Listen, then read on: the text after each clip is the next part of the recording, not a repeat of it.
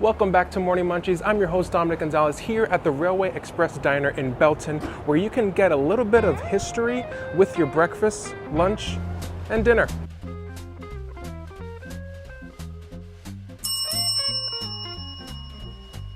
Hi, I'm Christy with Railway Express Diner. We are located at the MK&T Depot in downtown Belton, and we've been open here since February of 2023. And we serve breakfast, we serve lunch, and we serve dinner. We're closed on Mondays. So whenever we first opened this, it was very interesting to us because my dad ironically worked at Santa Fe Railroad. He was a fuel man there. And so getting the different train themes, since this is an old train depot, was something that was easy for us to bring some of my dad's things up here. And a little history about the building: it was built in 1899. The floors are from 1899. And then some of our decorations around the room is like pictures of it in the 1920s and different things throughout the building have to do with the railroad. Further back in the other businesses, there's the old freight scales and stuff like that. So it's interesting, they turn them into karaoke stages and a fireplace. So this whole entire building was at once a complete train depot. And so it's been fun. There was a big safe in here that was bigger than any of the doors, and they finally got it out. We don't know how, but they did. The floors are from 1899. And all of these tables, we hand wood burned them at our house for like a month. They took hours to do. So none of them are exactly the same. They're all a little bit different if you look at each one. This building, because it was historical, it has two different dining rooms. One is, of course, one is larger than the other one. The ticket window where they actually bought the tickets. Outside that door over there is where there's like some seats that are attached to the wall. Whenever we first came in here, all those seats surrounded the wall in here. And so that was like where people waited for the train to arrive. Before us, this was a clock shop, and my clocks never work in here. That's our supernatural speech there. Some of the decoration like that up there is where Santa Fe was called. It was one railroad, and then it became Santa Fe, and then it became BNSF. So that's called a safety plate that the employees get for like no injuries and stuff, and that's a unique one because it shows all the steps of the railroad. And then in this room is another photo up there that is back. This one was in the 1930s, and it was after they built this building.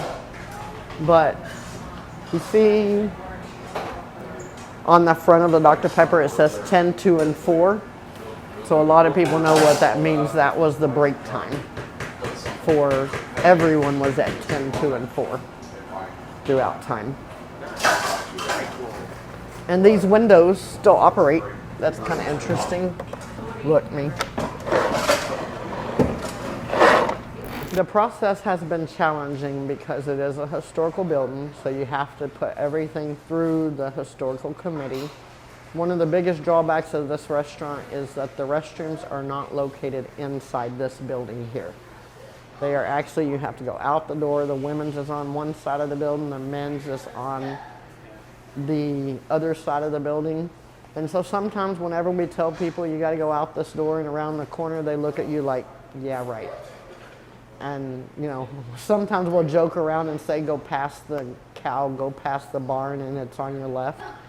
We make jokes about it, but that is. And then of course the kitchen, because this wall back here is a main support wall, we actually have to go out of here to go to the kitchen. So we're set up a little bit different than most places, because whenever the people up front can't get to the back without going outside, we just had to make some compromises and things, and it's so small that we had to build up. So whenever you're in the kitchen, you're going to see that we have shelves all the way up to the ceiling because it was such a small area. But we've made it work. We have a capacity of 52, which would be very, very tight, but it is doable. So we are small. And whenever people come in, we want them to join us at our table. One of the biggest compliments I ever got, and still get off and on, is that people will say it's like they're sitting in my house at the table and that we're all just friends and family. And so customer service is the number 1 priority for us all the time. And many of our customers, I know, I see them weekly. And if they don't respond or if they don't show up, we worry about them because we do care about them. So this sign on the door, we get a lot of reactions. We call it the magic door because this is the hardware from back whenever this building was made. So it's challenging to open sometime. And so we originally, whenever people would come in and not be able to open the door, we would just all yell out, "All aboard," and then someone would run out of the kitchen to help them open the door. Eventually I wrote the instructions of how to open the door, and that's what this sign is. And so it's quite interesting, and everyone will refer to that place with the magic door or comment if like someone's trying to get out and they can't open it, we say, "Oh, we're keeping you." Yeah. So no, I know. It's a joke piece. Whenever we were building the menu, we really wanted to cook old-fashioned the way we grew up at home and bring a lot of nostalgia from both of our childhoods to here, to let the people around us in the community be able to experience what we experienced. We are definitely an establishment that believes in seasonings and flavoring. You're not going to get anything bland from here. And so that's the way our parents cooked. And so it's been fun, and we come up with different things. We may throw in something as a special each day. We have customers that come in and they just build whatever they want, and we can make it happen. One of the items on the menu is called the Fuel Man. So there's a story about that. My dad, like I said earlier, was a fuel man at Santa Fe Railroad. Well, growing up, my mom made chicken fried hamburger patties. And so she told us that we couldn't afford cube steak to make chicken fried steak out of, so she made them out of hamburger patties. To this day, it's still my favorite dish. I make it at home, I make it here, and it's a hit, but something that I will forever cherish. And I like whenever people try it and ask the story about it, and you know, I make alternations, I'll add grilled onions, whatever you want to do. But that's just a little piece of our childhood. Well, I'm Sarah, and I'm originally from Washington State. I moved here about 4 years ago, and I came to work for Christy and Jay about two and a half years ago, I believe it is. And I really like Texas, and I like the community. Love Christy and Jay. Love this atmosphere. Love cooking. And I have a husband, 3 kids, and yeah, that's a little bit about me. 36 years old. Nice. We don't have rolls or biscuits or anything like that, so what we do is every plate comes out with Texas toast, which is what I'm doing right here. We butter it. We also butter and grill all of our sandwiches, our burger buns, everything like that is grilled as well. And then once we get everything cooked over here, we sit it up here, and there's another person over here that'll put all the sides on. We make those sides every morning whenever we get here, so it's always fresh mashed potatoes, green beans, and corn. And mashed potatoes are a local favorite. They like the real mashed potatoes. We hand cut our fries like we do at our other locations, so everyone loves those.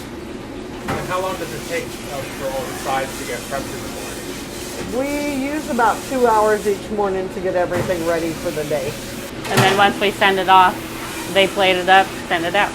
We usually got about 6 to 8 minutes from the time we get the order till it actually makes it to the window where the server will come and grab it and then deliver it to the table. We make small batches so that we know that they're always fresh. Instead of making big batches that would last all day long, we make them like 3 times a day. And that way they're always fresh whenever they go out. This is our gravy, which we always make sure it's real thick because nobody likes runny gravy. And then the brown gravy we make here in-house as well. You're gonna need mashed potatoes, corn, Mashed potatoes, corn. brown on taters, and white on Fuel Man, please.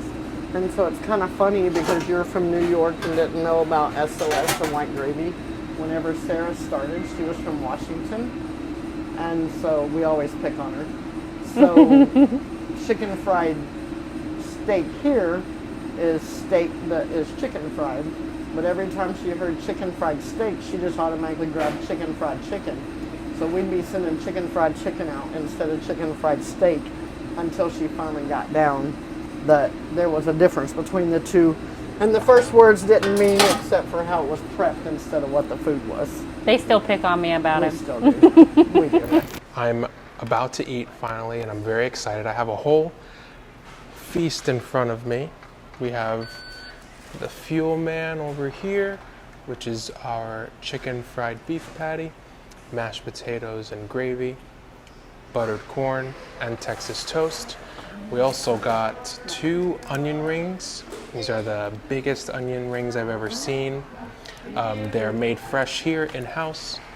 And we have cheese curds. And what's interesting about the cheese curds is we got them paired with some caramel. And so that'll be like my dessert.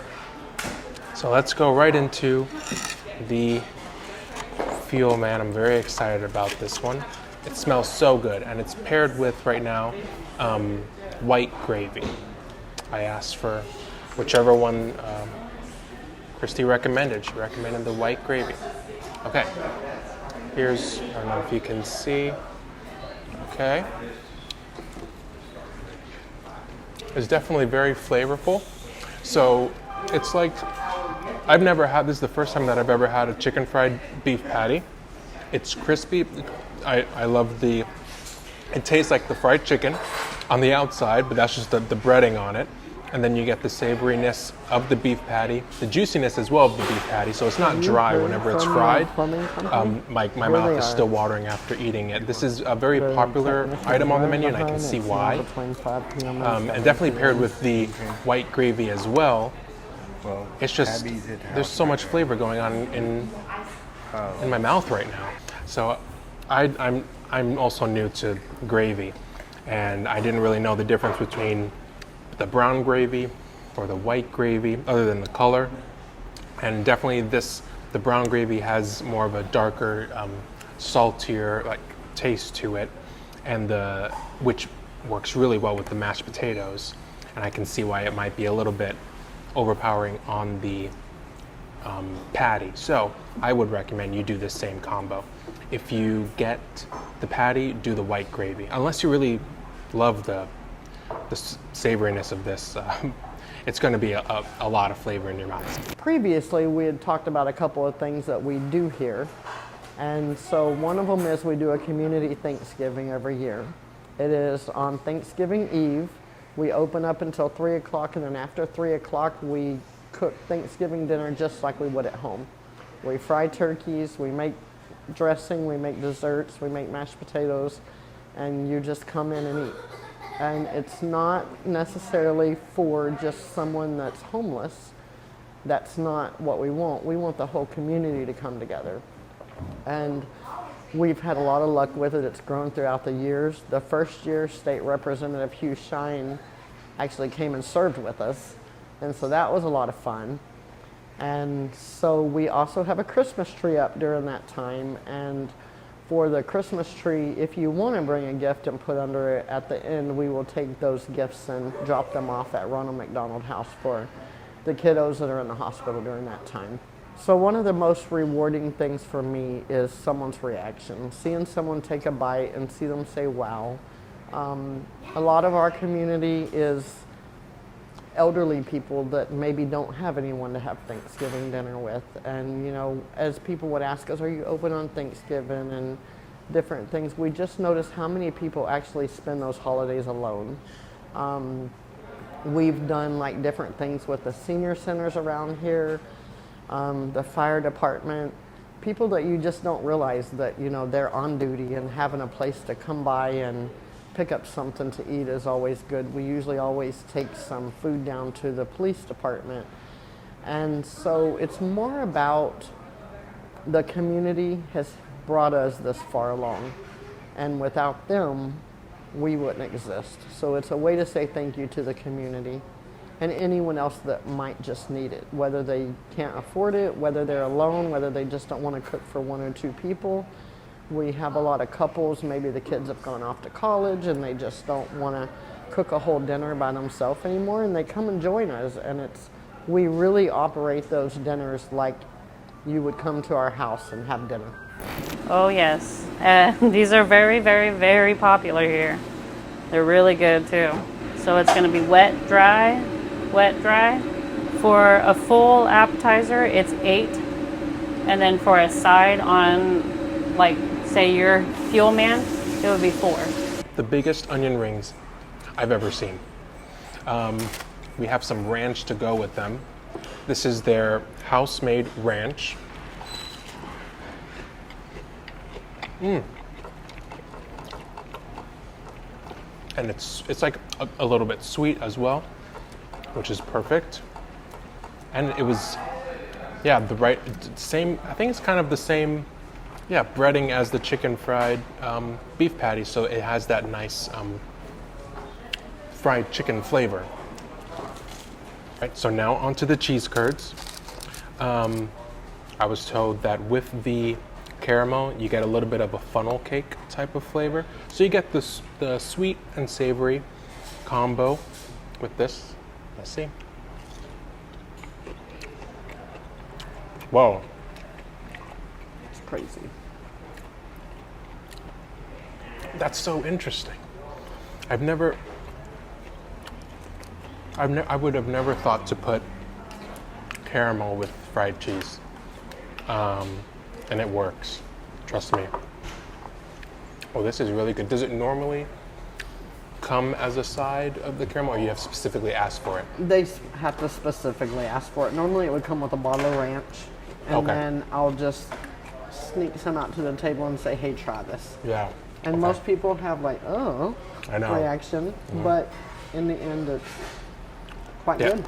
I would recommend you specifically ask for the caramel. Just skip the ranch if you want. It's really good with the caramel. There's a cucumber salad, which is very popular for them. Christy says that some people just come here and order the juice from the cucumber salad. So let's try. Ooh. Oh wow! How long is the cucumber like marinated in this? It's usually at least 24 hours. It Wow. usually don't make it over 2 days, so. Yeah.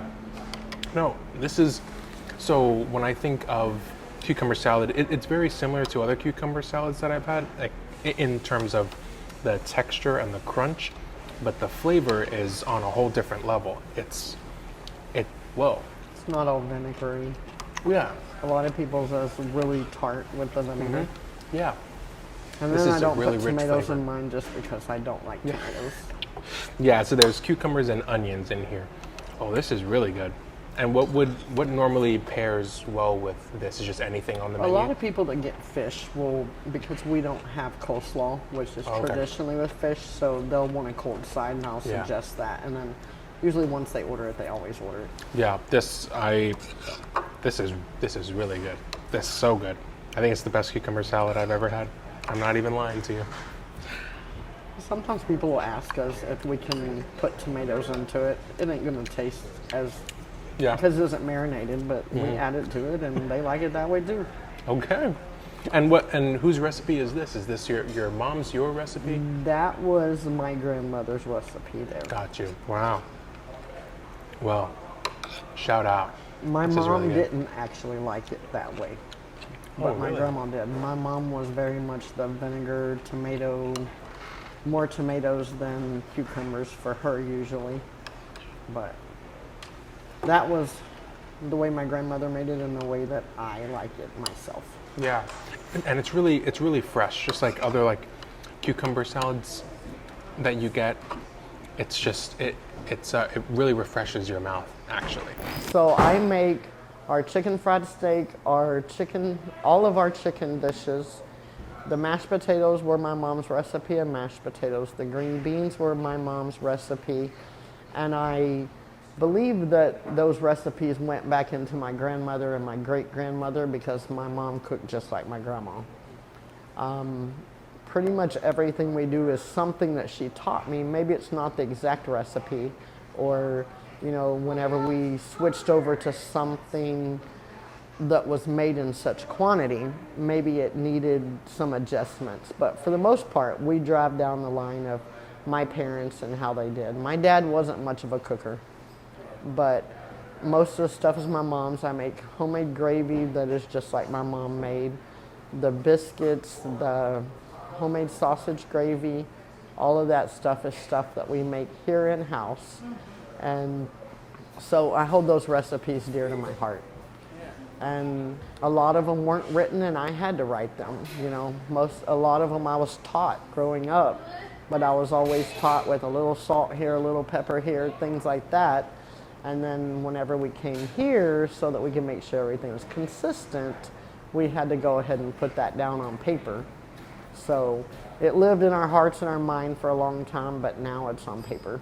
And that paper consists of breakfast, lunch, and dinner recipes. Surprisingly, the diner is more famous for its lunch and dinner options, so Christy's hoping that the community learns a little bit more about their diverse breakfast offerings. We just cook all the basics. We have omelets, we have what's called a hobo hash, which is like a big scramble that has vegetables and meats and toast in it.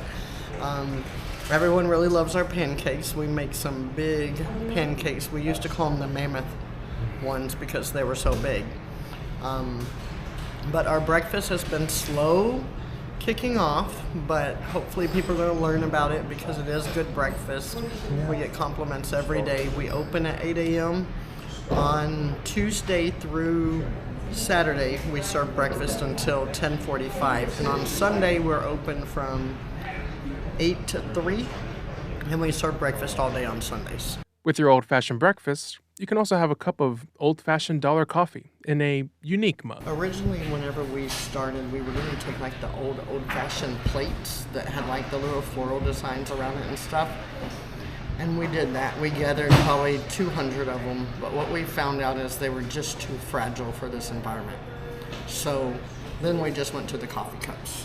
The coffee cups are just normal household cups with all different things on them. A few of them are from people that we maybe vend with.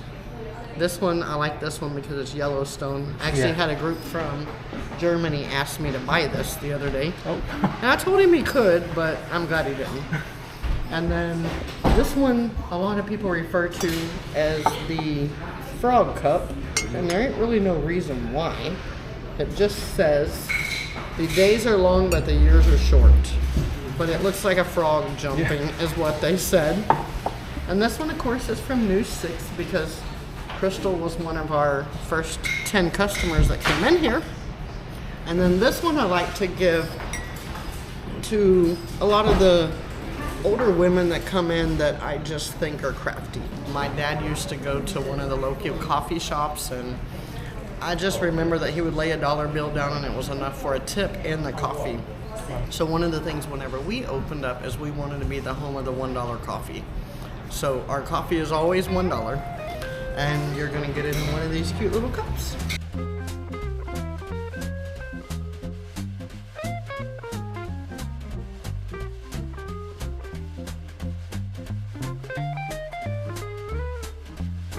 We get our chicken in fresh every day, and I come in and I cut it.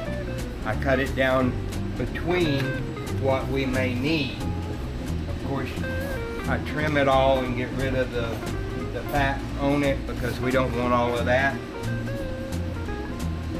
This piece is an actual fairly large piece, so I'm able to take and cut different sections for different parts of what I'm going to use.